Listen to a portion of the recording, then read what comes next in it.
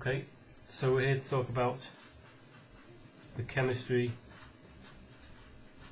of pain relief.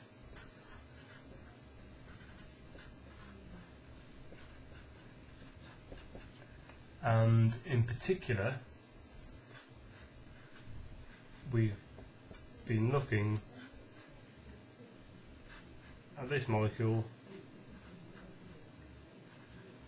which is ibuprofen.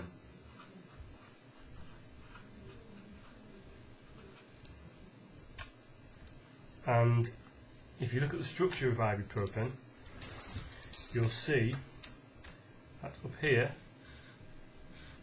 we have a piece of aliphatic hydrocarbon, which contains 4 carbon atoms, one there, one there, one there, and one there. So it's based on butane, but the way they're connected, we call this an isobutyl group.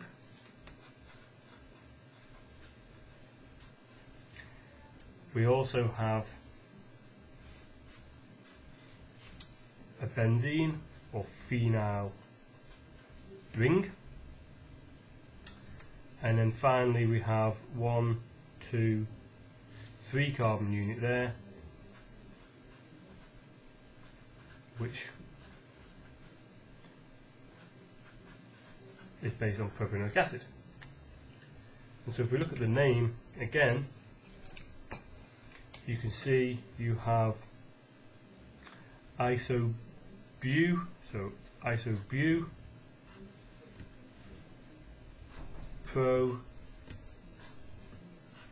So the name ibuprofen is related to the functional groups in the molecule itself. So those functional groups again, we have aliphatic hydrocarbon, a phenyl or benzene ring, and then a propanoic acid derivative. So what does this wiggly line mean? Well, if you remember back to when we draw chiral centres, which this is because there are 4 different groups attached, remember there's also a hydrogen here.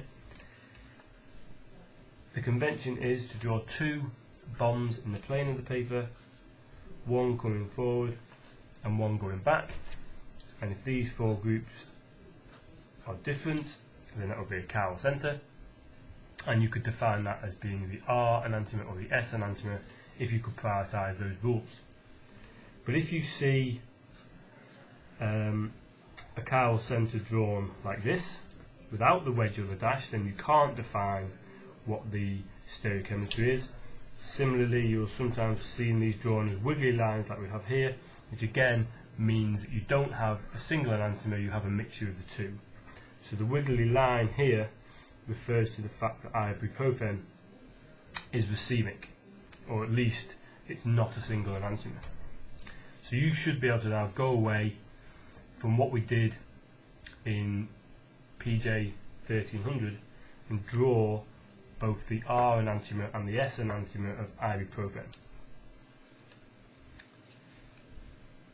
So that would be something you can do in your own time. So one question that you may be asked would be, when you take pain relief, how does the molecule know where the pain is? Okay, so you may have a headache, you take a pain relief, you may have a sore back, etc. Yet the pain is relieved wherever that is. So a fun calculation will be to work out how many molecules of ibuprofen there are in your body when you take a single dose. So if we look at that more closely, if we look at a single adult dose of ibuprofen, it's 400 milligrams. That's 2 times 200 milligram tablets. Okay, So the tablet itself will be slightly heavier than that, weigh slightly more, but there is 400 milligrams of the active ingredient in those tablets. So the next question therefore is, how many moles of ibuprofen is that? Okay, and you know that moles equals mass over molecular weight. And so therefore the number of moles here would be 400 times 10 to the minus 3 grams divided by molecular weight for ibuprofen of 206 grams per mole, and we would get an answer for the number of moles that is equal to. We also know that 1 mole of any substance contains Avogadro's number of molecules, and that is 6.022 times 10 to the 23 per mole.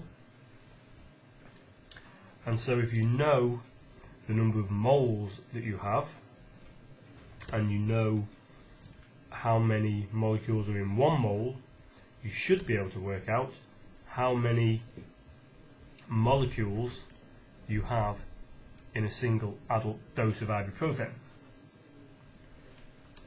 So now we know how many molecules we have in our body.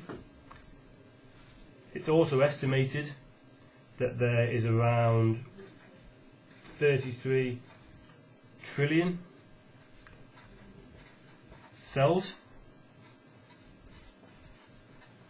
in an adult human. So simply by calculating how many moles of ibuprofen you have in a single adult dose, calculate what proportion of Avogadro's number that is to tell you how many molecules you have in that dose, and then if you work out how many molecules you have in your body compared with how many cells you have in your body at any one time, then you can work out how many molecules per cell.